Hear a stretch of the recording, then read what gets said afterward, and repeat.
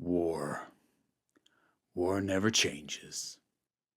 But the way to enjoy Fallout has, because now there's a show, and I have watched the whole thing. I wasn't sure I was going to do this, but I actually found myself with a couple of days with stretches of time where, yeah, I could have been doing work, but I didn't have to be doing work. And I'm trying very hard to get better at relaxing because I'm real bad at it, and I'm trying to carve out time that doesn't have to be dedicated to stuff. And so I used it to watch this. I guess a little bit of background with me and this franchise before I get too far into it. I have played a little of Fallouts 1, 2, 3, and New Vegas. I think the most I ever played any of them, I think I put maybe 4 hours into Fallout 3. The issue with each of them has been different. With one, actually, way back in the day, it kept crashing, and I couldn't figure out how to get it to work on my laptop. And with two, I tried to come to that when I was a bit older, and honestly, I it's one of those things that I probably would have loved at the time, but it feels very clunky now, and it's hard to go back to if you don't have nostalgia for it. I think of it a little bit like the first Diablo in that sense. Not like they're exactly the same, they're not, but like that same kind of, if I was playing this for the first time now, I wouldn't put up with it for very long kind of thing. And as for Fallout 3 and New Vegas, they're first person, so they made me motion sick. I got a little bit further into Fallout 3 because I played that before my motion sickness really got set off really easily. Fallout New Vegas, I had to bail so fast. But I've always enjoyed listening to people talk about these and sort of finding out more about them. I find the lore, the world, the setting, the specifics to be really interesting and really interestingly thought out, darkly comedic at times, very cutting in its satire and political points at times. I like Fallout for someone who has never successfully played any of them. And for someone with that background, this was a real treat because this was about the closest I was ever going to come to experiencing what it is like to play a Fallout game, to just spend time in that world with those kinds of characters. Because, I mean, like, yeah, I could watch Let's Plays, but that's going to make me motion sick too, because I'm still going to watch somebody else whipping around a camera, or like somebody's going to be talking over it. And the games are grindy enough that watching it a no commentary playthrough is going to be real boring real quick. I can watch video essays about this franchise, and I have, and I like them, but that's not the same as experiencing the world or the setting or the stories themselves. This does a much better job of that and of giving it to someone who has not really been able to enjoy that up to this point.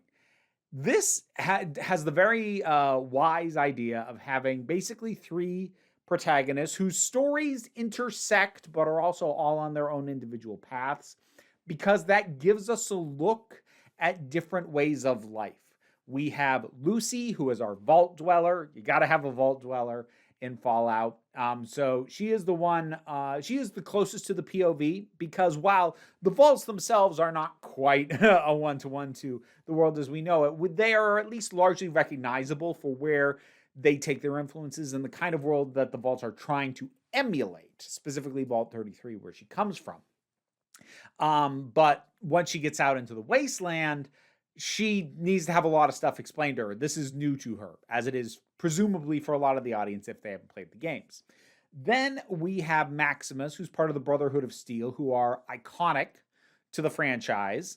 So you kind of had to have the Brotherhood of Steel in there. And the thing is, I think it was very wise to have kind of a rookie isn't the right word. I mean, squire's the right word because that's literally his rank there. But you know, this person who hasn't gotten very high up the ranks yet, so that you're not getting somebody buried in the internal systems and political mechanics of the Brotherhood of Steel. Because if you're going to examine the Brotherhood of Steel, you need somebody like that to give you an insight into it. Because if you're just from the outside looking in with the Brotherhood of Steel, they're kind of boring.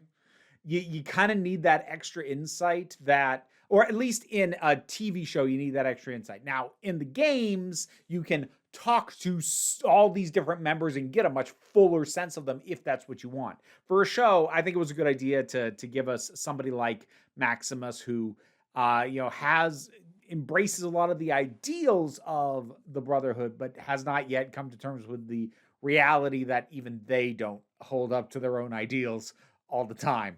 And then there is Coop, the ghoul. Now the ghouls are interesting. They are heavily irradiated people. If they can get their hands on the right drugs to keep them from going feral, which basically just turns them into zombies, flesh eating and all. As long as they can prevent themselves going feral, they can live a very, very, very long time. And Coop is quite old. So, and he is our look at just like, this is just life in the wasteland. If you want to actually live out here, not just like scrape by, if you want to live and thrive out in the wasteland, this is the kind of person you kind of have to be. So we have our three different perspectives on this world that gives us a glimpse of the major aspects and elements of the world of Fallout. Now, we don't get a taste of everything. There's no super mutants in this story. There's still plenty to uncover about the vaults and the history there. There's entire factions that exist in the game that have not been introduced and may never be. Like, there's a lot. There's a lot they could still get into. They could bring up the cons. They could dig more into the NCR. We get a bit of it, but like there's a lot more that could be done there. There's plenty more for it to explore. And that might be one of its few weaknesses. Its finale for this season is a very it's not quite a to be continued finale, but it's a very the story has just begun finale. And that's not so much of a problem because I believe it has been renewed for a second season, which is good because otherwise just taking it as a package, like that's not super satisfying, but clearly like they want to do more. And I look forward to when they do. This thing captures the tone of Fallout as I understand it, as someone who has absorbed a fair bit about it, but has not played very much, for the reasons I explained. But it manages the tone really well because Fallout is a mix of nihilistic, desperate, sense of like everything has gone to hell, but people still persist. There's still some good out here. There just aren't a lot of good people in the abstract of how we tend to think of them. And it's also darkly funny at times, the games and the show. So it manages that balance pretty well. And all the leads they're real good in their parts. The actress who plays Lucy, I thought, I'm like, something familiar about her. I haven't seen her in anything else. Turns out she's the voice of Jinx on Arcane. So once I caught that, I was like, oh, dang, this is a very different character from Jinx. Lucy has that sense of naivete, but also watching her adapt or try to adapt to the wasteland and seeing how that does or doesn't, to whatever degree, shake her principles and how she thinks the world's supposed to work is handled really well, considering how cliched that could have been. It's actually handled pretty nice. Maximus, I think, is probably the least interesting of the three characters. No fault to the actor. I just think that the dynamic that he's got, he plays off of Lucy quite well, and there's also another character that that is involved in his story called Thaddeus, who like they have a pretty decent dynamic, but just as a character, he's a little bit bland for me. Not, and that's comparatively. Like, he's not a bad character, but if between the three I'm gonna point to one and go, it's like if we don't get as much time with that one of the three next season, I won't cry. Whereas if we get less time with the other two, that'll bug me. That's kind of where he lands. He's still good. But then there's the ghoul. Played by Walton Goggins, who I have only ever seen in a couple of movie appearances. I've never seen any of the shows he's been on. And I've heard very good things about the shows that he's had runs on. Unfortunately, at least the first appearance of him that I remember seeing, this might not be the only thing I've seen him in, but like the first time I remember noticing him was the second Ant-Man movie, Ant-Man and the Wasp. And that movie's not good. And he's also not good in it. Not really his fault. The character is deeply unnecessary to what's going on. Like, there's a lot that's unnecessary. Like, all right, I need to not go on a rant about that movie. It's just not good. But I now get it.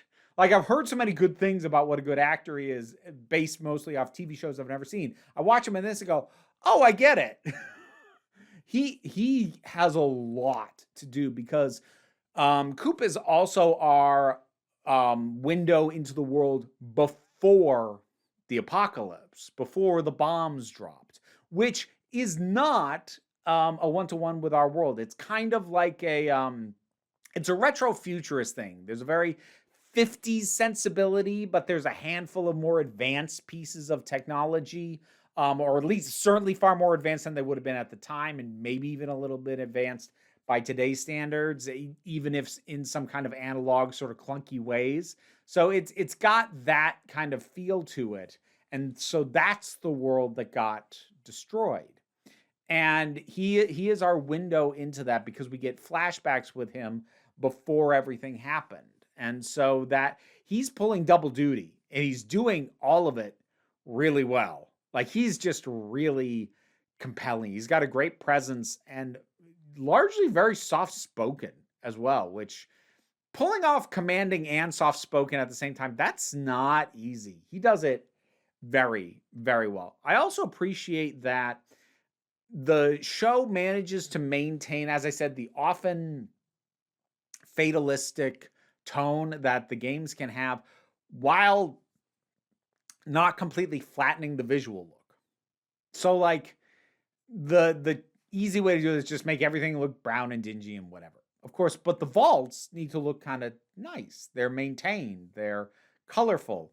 But even with getting a character like Lucy out into the world, the easy way to do this is just immediately just cover her bright blue jumpsuit in dirt and grime, and she looks just... No, they let the colors still pop. They let things stand out. They let it have a lot of it happens in broad daylight, not nearly as many nighttime scenes as you'd expect in a post-apocalyptic story, which again just does a good job of balancing what the games seem to balance quite well.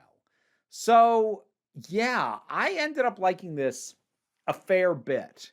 I do think that the finale sort of leans on a few too many twists. Not in the sense that like here's a twist on twist on twist, but more just like I think it's a little info dumpy. The show had done a pretty good job at pacing when stuff was learned. Last episode feels a bit info dumping. And like there's some twists mixed in there with that. And none of the plot points are bad. It just feels a little bit like here's everything we need to lay out for what we want to do in season 2.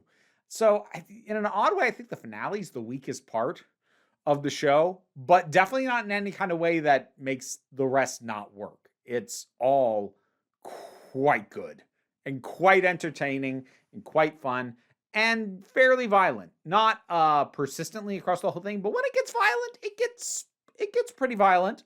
Also bizarrely horny at times. Again, not persistently across the whole thing, but like every now and then, like, okay, show's getting horny now. Got it. So it earns its TV-18 rating, but assuming that doesn't turn you off, I had a good time with this.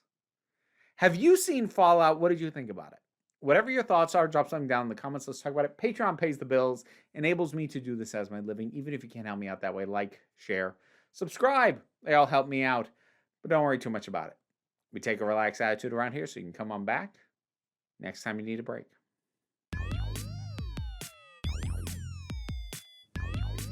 Now to thank my highest supporting patrons: Robin Moore, Zubin Lutfula, Goddess Elida, Oliver B., Tarak, the thing that goes doink in the anime, Fare For It, Ulrich Bogdan, Loki Eris, Melinda Walters, Jen on Decade808, Becky Sparks, Fernabilax the Poodle, Tracy Scrabbit, Angry Casperl, Dave Hall, White Bearish, Rosalind Bennett, Toku Bluhuvian, Pau Barabajago, and Mara G.